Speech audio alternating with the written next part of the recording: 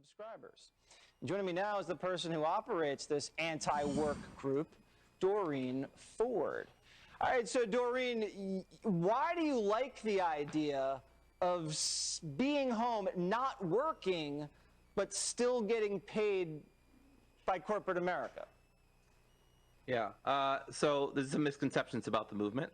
So we're a movement where we want to reduce the amount of work that people feel like they're forced to do. And so we want to still put in effort, we want to put in labor, but we don't want to necessarily be in a position where we feel trapped. You just quoted from Office Space, where that person feels very trapped in their job. I think we're calling for a society where there's less of that. But yeah, absolutely, people still want to do things. They just want to do things where they feel rewarded and they feel like they're in a good spot in their life, and that their job respects them and stuff like that. There's varying positions on the. So Doreen, but you're not being forced to work. This isn't slave labor. You've applied for a job. You've agreed to the terms and conditions of the employment. And, you can walk away from that job at any time and quit. So I don't understand really what this is about, except it sounds like maybe people are just being lazy. Are you encouraging people to be lazy? So I think laziness is a virtue in a society where people constantly want you to be productive 24/7, and it's good to have rest. That doesn't mean you should be resting all the time or not putting effort into things that you care about. But I think one of the What do you think is like a good work day? How many hours is a solid work day in your ideal society? Sure. I mean, I think as much as people want. I mean, I personally work. I have like a 25 hour work weeks, which I think is fairly good. So I would like less work hours. And what do you do, Doreen? I'm a dog walker. A dog walker. Okay. Yes. And how? So how old are you, if you don't mind me asking? Sure, I'm 30. You're 30. Okay. And is there something you want to do besides being a dog walker? Do you aspire to do anything more than dog walking, or is that kind of your pinnacle? I love working with dogs. If I had to do this for the rest of my life, I wouldn't be super complaining. Dogs are wonderful animals. But I would love to teach. I would love to work with people and stuff like that. What would you teach, Doreen? Philosophy mostly. Just introduction to philosophy, critical thinking, reason, stuff like that. Okay. Well, I would love to take your class, Doreen. I would just be taking notes the whole time. And you know what? A professor's a very similar schedule than something that you're imagining. So I think that actually might work perfectly for you. Listen, I think this might not be the greatest idea, but who am I to judge? To each their own, they say. It's a free country. Sure. Not everything's free, but it is a free country. Thank you so much. Sure. We got to run. We got to pay the bills. In January of 2022, an interview took place on Fox News between host Jesse Waters and moderator for the subreddit Anti-Work. The subreddit emerged around 2013 as a place for people to vent about their jobs, share memes, and occasionally engage in more serious discussions about the oppressive structure of capitalism. The moderator who appeared in the interview, which was broadcast to 3.8 million viewers, Doreen Ford, was invited under the guise of being provided a platform to discuss the major sentiments underlying the title Anti-Work and what the common beliefs of the 1.6 million members of the subreddit were. But that isn't really what occurred throughout the interview. Doreen was presenting to an audience and responding to a host on a network who are strong believers in America being a meritocracy, the land of the American dream, a place where winners, smart, hard workers succeed, and lazy, unintelligent people just don't. Jesse Waters, unsurprisingly, came into the interview with hostility and no real interest in understanding the community, instead using this as an opportunity to create and present a character resembling how conservative America views young, more left-leaning working-class people. As you can see, framing it in this way was easy for Jesse, firstly because of how Doreen presents herself. Doreen is a trans woman who in this video has a very low quality camera and does not look at the camera for most of the interview. She fidgets and swings back and forth in her seat. None of these things would necessarily make the argument she's presenting less valid, or the accounts of the experiences she's discussing less true, but they are ways which can, and in this case did, make her less empathetic to the audience, which this was broadcasted to, including people from her own community. Additionally, the actual statements she did give did not necessarily help, as they generated disdain not only from the Fox News audience, but outrage from the subreddit itself, who did not believe that they had been presented in an accurate or empathetic way. She made claims which aligned with real experiences of workers, like discussing the lack of freedom and ability to self-determine which such individuals face, claims which are potentially convincing because they discuss the deprivation of a human good, which many believe should be promised to most individuals to the greatest extent possible, that of freedom. However, she failed optically in describing laziness as a virtue in society. She failed not necessarily in the validity of her claims, because that's really not exactly what she was saying, but rather she failed in appealing to the values of the viewer, to their ability to empathize and feel compassion towards the plight of the worker that she was trying to describe. Rather than using this as an opportunity to further explain the real material and existential suffering that the vast majority of workers face and the ways in which capitalism necessarily preserves this suffering, she skipped all this potentially enticing and empowering rhetoric and instead made it look to the audience as if the movement is based on a desire for a sedentary life. In this video, I want to provide an argument which will in part explain why the way Doreen was presented through the manipulation of Fox News, along with her own rhetorical issues, failed to elicit compassion towards the plight of those who could be considered poor. And by poor, I mean now, and going into this video, mainly those who work under the direction of a larger company, wealthy individual, or even many of those who work for governmental bodies. They may live below the poverty line, or they may be considered middle class according to certain standards, but they don't own property. They may live in Canada, India, Uganda, as well. The wealth and power of one's country definitely affects the labor the average person does. I will go on to show that there are still important bonding similarities. One common factor that I will mainly focus on is a general lack of compassion for workers worldwide, which I will argue results from instilled feelings of disgust, shame, and alienation towards these people based on class-root societies. I will argue that by overcoming these feelings, any individual who generally values freedom and self-government and opposes coercion will agree that these people are deserving of compassion. This manifestation of compassion is what is crucial for mobilizing people towards moral beliefs and actions aimed at improving the conditions for themselves and people around the world. Furthermore, I want to conclude about what this action may look like, beginning with small examples of compassion, opening up the potential for ethical action in our day-to-day interactions with one another, to consideration of potential avenues for substantive collective action, and some negative examples of collective action as well.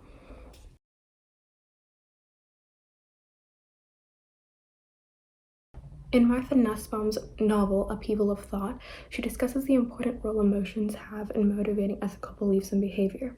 In particular, she discusses the importance of compassion, a cognitive appraisal, and emotional experience, which she states, based off philosophical writings and psychological research, is the main driver of the pro-social behavior which we attempt to direct in certain areas and to certain agents, causes, or beings in the field of ethics. Following from the work of Aristotle on compassion, according to Nussbaum, there are 3 cognitive requirements which are necessary and sufficient for the experience of compassion. There is 1, the belief that the suffering of the individual is serious, 2, the belief that the person does not deserve their suffering, and 3, the belief that the possibilities of the person appraising the situation are similar to that of the sufferer. All these criteria needed to elicit compassion are fulfilled in the case of the laborer or poor person if one agrees that positive and or negative freedom and lack of coercion are important to the well-being of people.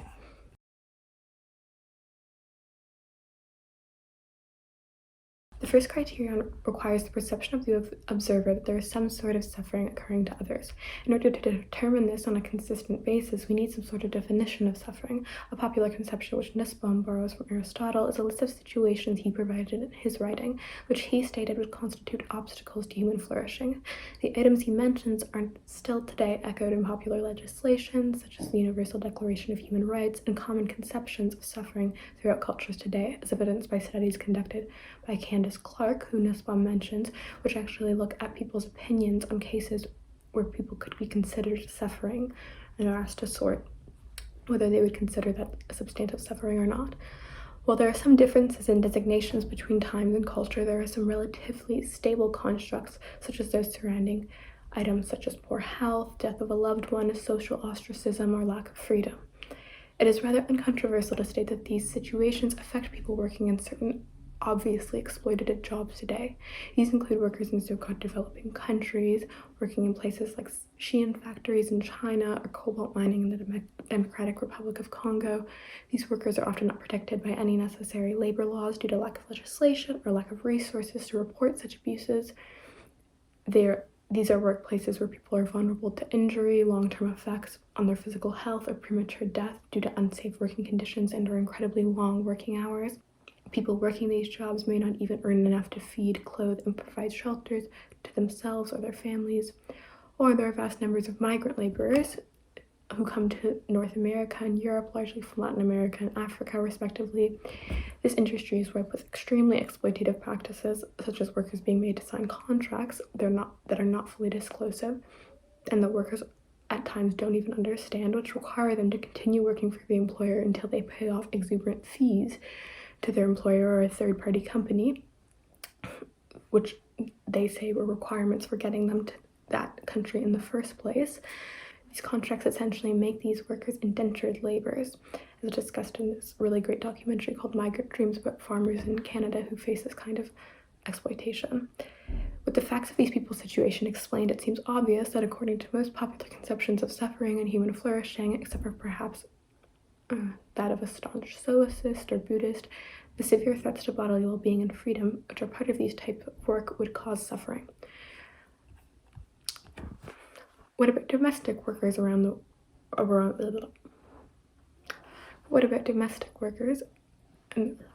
What about domestic workers in their respective countries who are able to avoid these specific types of work?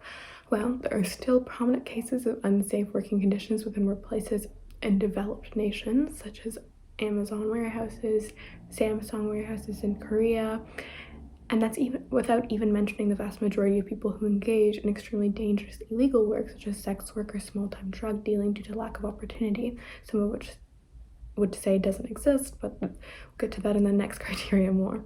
To engage. Workers in these jobs still face unsafe conditions and as a result suffer in order to meet their economic needs. There's also a large discussion about whether minimum wage or wages in which jobs who can legally get away with paying below minimum wage is enough for many individuals to actually afford basic necessities such as food, shelter, etc. And on this idea of economic need, even in jobs which are not unsafe, the majority of individuals, unless they are born into great economic wealth, are forced to engage in work which is controlled and directed in an undemocratic structure wherein they have no say. Ignoring the argument of just get another job for now, because I will come back to this in the next criterion, within the workplace, even ones where you are not suffering due to the exact conditions of the job, meaning you're not being put in physical harm, your health isn't being threatened, at least not your physiological health, you're being compensated enough to afford basic necessities such as food, shelter, clothing, etc.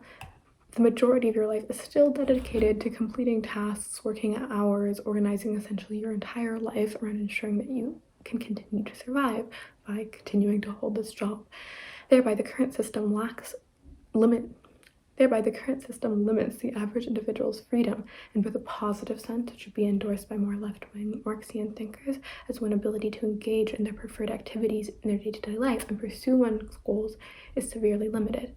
It also limits one's freedom in a more classically liberal sense or negative sense, as people are essentially coerced to engage in such work due to potential loss of basic necessities for themselves and their families. Thereby, if either of these conceptions of freedom is something one believes to be necessary for human flourishing, then such workers could rightfully be considered suffering. Depending on the country or region one lives in, there may be social safety nets to prevent this level of coercion from occurring by ensuring that even those who are unable to work or work but still can't afford necessities can receive them. In many places, all the necessary services are just not available, though. And in cases where they're still often incomplete and in need of significant improvement, especially when compared to the services available to the wealthiest class of individuals. Thereby, those like Doreen and many others who are part of the anti-work subreddit, there exists real material and existential suffering.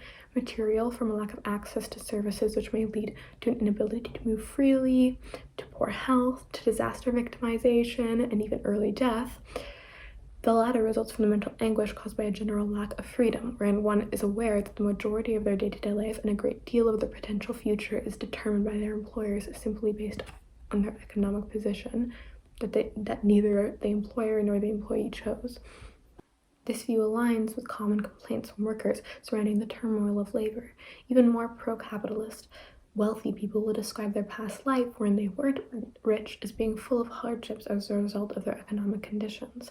This is the whole appeal of the capitalist rhetoric of meritocracy or the American dream. If you work hard enough, you can escape the unwanted conditions. However, many of us, especially those who support the current economic system without any reforms, often fail to extend their compassion to others who are currently in that position. This is likely due to the next criteria, which is often seen as more contentious.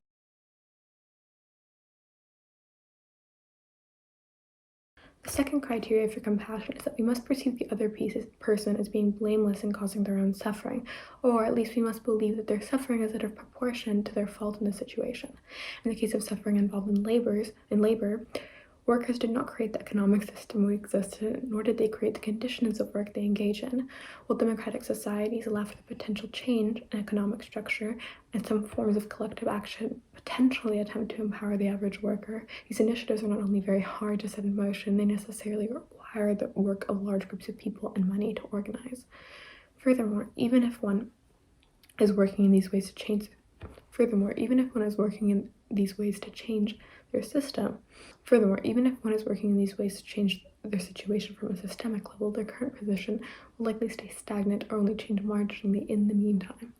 Thereby, while these efforts are important and valid manners of creating long-term change, because workers do not create these structures as they exist, and because it is impossible for any one person to simply change their conditions internally, and difficult even for a group of individuals to do so over time, one could not reasonably say poor people are to blame for their current economic structure or its perception.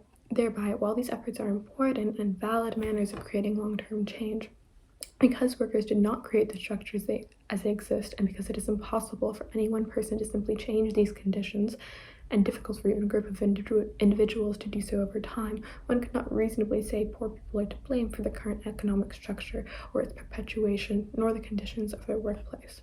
But blaming workers for the inability to use democratic or union efforts to change the overall system is not the blame which is usually lodged against poor people anyways. A very common argument which is made, especially within the United States and Canada, is that poor people are in their current position based on a personal failure. As researcher Clark found in her studies on compassion, this belief at least partially comes from the tendency of more individualistic cultures to have very binary perspectives on blame.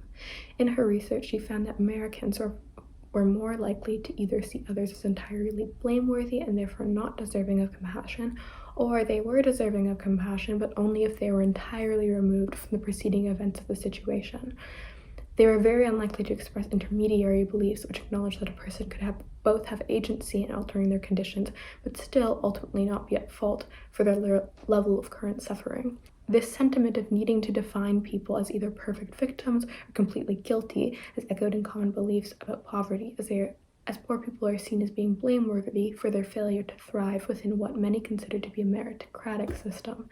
The belief that one's workplace, governmental system, or the world in general function as a meritocracy, wherein if a person puts in a sufficient effort and has significant talent or skills, they will be able to move up in the economic hierarchy, underlies the sentiment that those who continue to do work which is not valued in society throughout most of their life do so because of personal failure to surpass their conditions. Either they haven't hustled enough, they haven't been in their grind set, they haven't been responsible enough in planning out every aspect of their life from the time they were teenagers to maximize their economic benefits. These arguments all essentially promise that if a person who is born into lower socioeconomic positions uses hard work, intelligence, and are talented in their work, they will eventually become wealthy.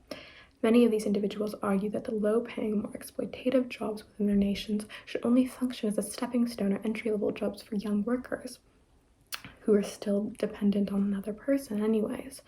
So if you continue to do such jobs later into life, it's because you just didn't work hard enough. Furthermore, they argue that if individuals feel as though they have been exploited or treated unfairly in the work that they do, they should simply get another job. Some even state that if you don't like the economic system of the country you live in or live in a place that lacks opportunity, you should simply immigrate to a new country or move to a new area with a better system and jobs.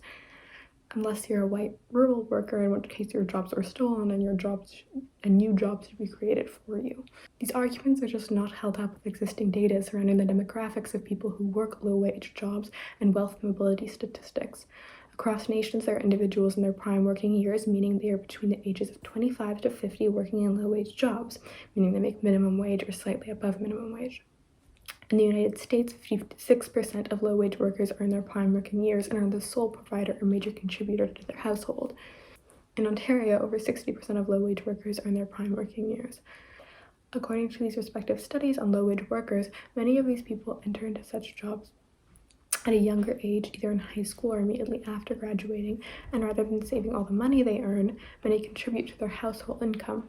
They are often also affected by other negative aspects of poverty mentioned earlier, such as poor health, lack of health care, inability to access transportation, and more throughout their life. They often attend schools which have lower funding and or cannot focus all their attention on school to the same extent as their classmates who are not in the same economic position. All these factors and more account for why wealth mobility, as in the tendency for people to gain wealth throughout their lifetime, is lower in countries which do not provide free post-secondary education and substantial social services to their citizens. The United States, despite its claim of the American dream, is only 27th in the world for wealth mobility, with countries such as Denmark, Norway, and Finland, which focus on providing such services, are top of the list.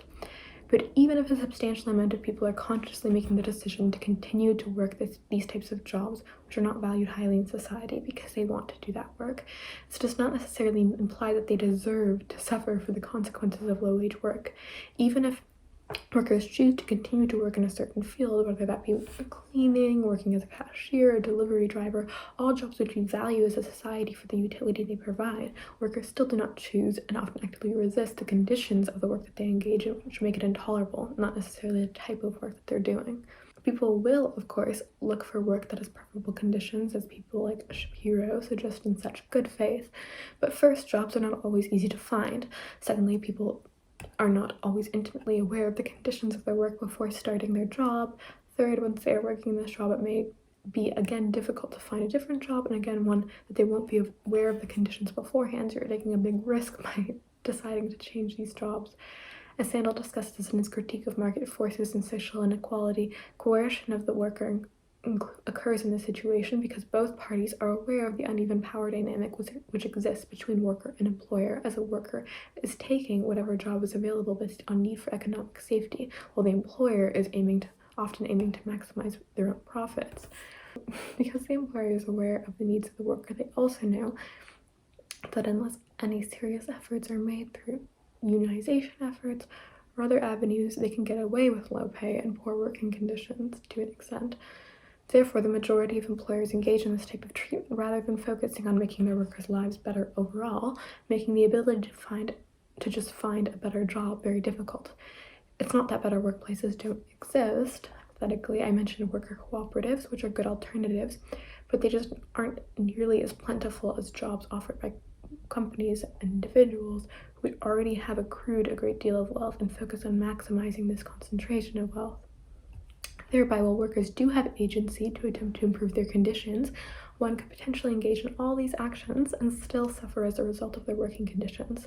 The most accurate analysis of workers within this criterion is then that they do potentially have agency to change their situation to more preferential conditions, but because their power is relatively weak and these processes of change imperfect and difficult to achieve, they're ultimately not to blame for their condition, or not sufficiently to blame. Even if one fails to engage in one or more of these actions herein mentioned, much of the blame for their suffering should rightfully still go to those who hold power within the system, the employers who are the ones who benefit from this relationship, and most importantly are directly responsible for creating these conditions, along with governmental bodies, but that's another issue. I want to now discuss one of the main barriers to compassion from this class to the working class specifically.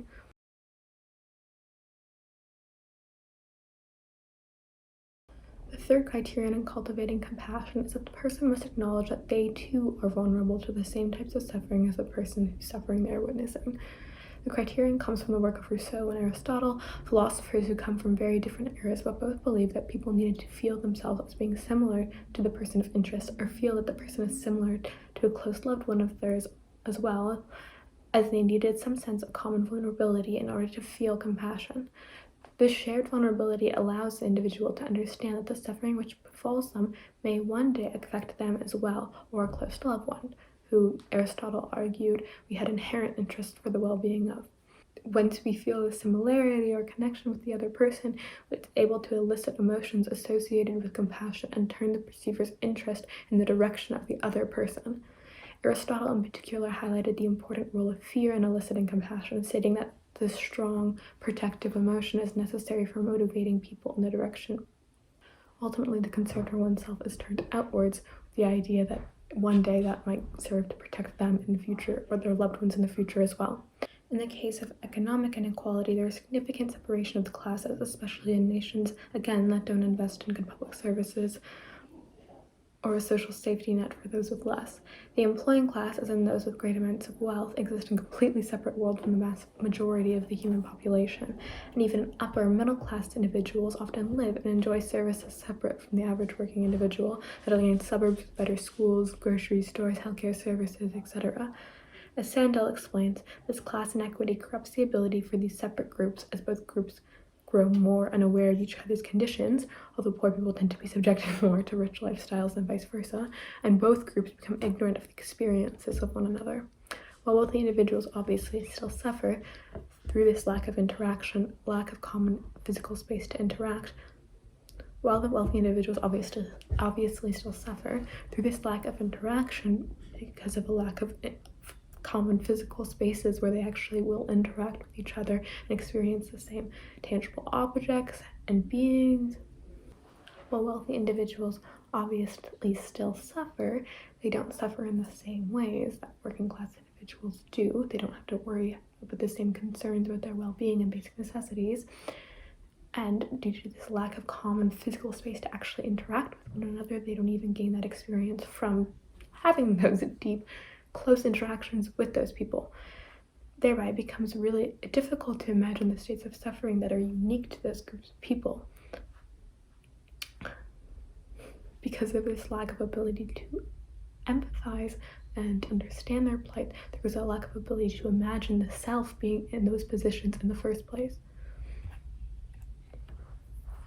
Nussbaum states that she doesn't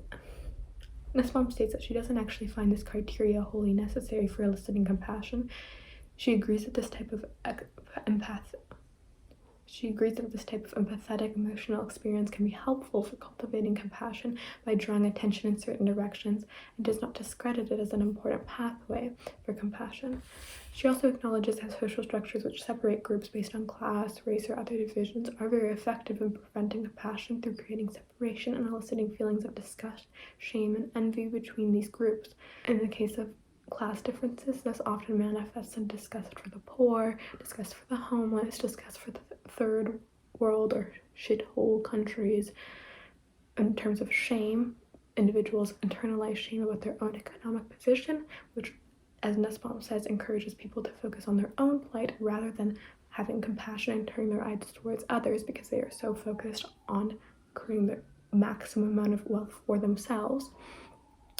And finally, it creates envy, which may be justified partially on part of the poor to the wealthy, but as Nussbaum mentions, it's not constructive in its results. While finding similarities is a common pathway to create compassion, she puts forth an alternative method of fulfilling this criterion. She states that because we all have experiences of suffering as humans, some of which are inevitable in everyone's life, such as fear of our own death of loved ones, poor health, she states that though it may take more effortful motivation, she believes that the experience of compassion can occur despite the individual's awareness that they will never experience the specific situation of suffering as someone else, such as a poor individual. Rather, through more forcefully directing their attention, Nussbaum states that even people who have no real fear of similar vulnerabilities can begin to direct their attention and listen and truly understand the suffering of another person, making that understanding impactful on themselves.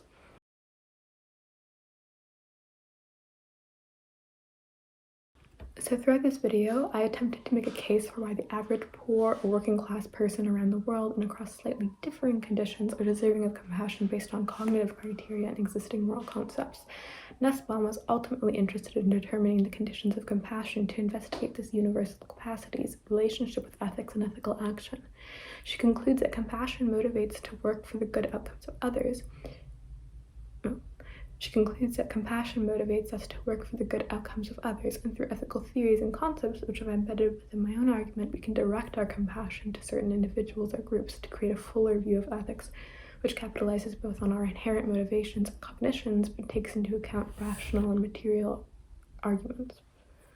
In terms of future action, firstly, in the case of direct interactions with others, compassion for those exploited by our economic system should lead us to do good actions for others when we can. These are cases such as tipping, giving money to others through mutual aid funds, or homeless individuals. Direct methods of relieving suffering may not be entirely helpful in the long term, but if one can contribute to the lessening of someone's suffering in the short term, this one would argue that our compassion would motivate us towards doing this action, while still keeping knowledge of our own interests in mind depending on the conditions of the other person. So not putting yourself in too much harm's way in order to do this. This account of our motivations aligns with ethical theories such as utilitarianism, which state that we should aim to create the most benefit to the most people possible in our ethical decisions. This theory could still be interpreted differently by different utilitarian philosophers, but generally in a more simple decision such as this one, where it's direct just two people, utilitarianism could be interpreted as saying one should do what they can to improve the other person's condition as much as is possible without causing significant harm to the self. Nussbaum discusses how when looking at larger societal issues, we will have to weigh concerns and make appropriate judgments regarding where to place our compassion according to these competing interests. For class, there are directly competing groups with largely opposing interests. The largest concerns or common interests of the very wealthy are to accrue substantial amounts of wealth for them and their children, to engage in extremely extravagant ventures which only really benefit them and other wealthy individuals, like popularizing tourism in space or maximizing genetic abilities, not for preventing premature death or significant suffering based on poor health, but to increase talents or skills. These potential negative effects of depriving these desires for the wealthy pale in comparison to the suffering resulting from the concerns of the working class. If both groups' desires could be addressed simultaneously, this may be preferable, but it is clear that legislation through tax breaks, lack of protection through labor laws, lack of social services, and evidence of the disproportionate power such companies have over government representatives across many and most nations across the world show that one group's desires are currently being prioritized at the expense of the other. Philanthropic initiatives such as large NGOs run by corporations or super wealthy individuals attempt to appease both groups by preserving their economic interests, but provide short-term solutions through economic aid or services which are contingent on those companies still holding a great deal of wealth and being able to provide the services.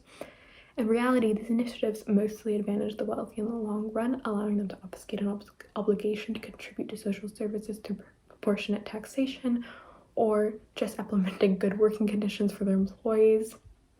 These initiatives often cover up actually harmful practices which companies continue to do despite attempting to appear socially aware.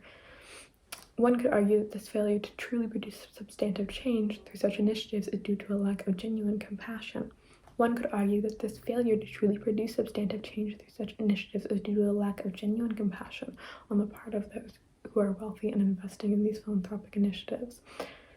It's not that they don't have good intentions, but they don't truly understand the needs of these groups of people, and they don't put their needs above their own personal ventures and personal ideals. Importantly, however, this shouldn't just be the goal within nations, as compassion needs to extend beyond to other nations and the individuals within them if one is to be consistent or not biased in their ethical motivations or beliefs. Nussbaum talks about this in her conception of compassion, in which she states that unfortunately there are various other emotions which can be elicited to block compassion, such as shame, disgust, and envy, which often affect people based on race, ethnicity, and sometimes arbitrary factors such as borderlines as well. Another reason why people may tend not to extend their sympathy that far, even if they are aware of these class issues, is because the actual actions one can take to achieve these goals seem more uncertain. However, there are ways of doing so, such as, again, voting for good foreign policy advocates who seem to be engaging in good work, although that can be difficult to tell at times as well. One can engage in work themselves, which seeks to help these groups of people, such as working as a lawyer on behalf of indentured laborers within North America, or other types of work as well, which just serve to do educational work or ethical research.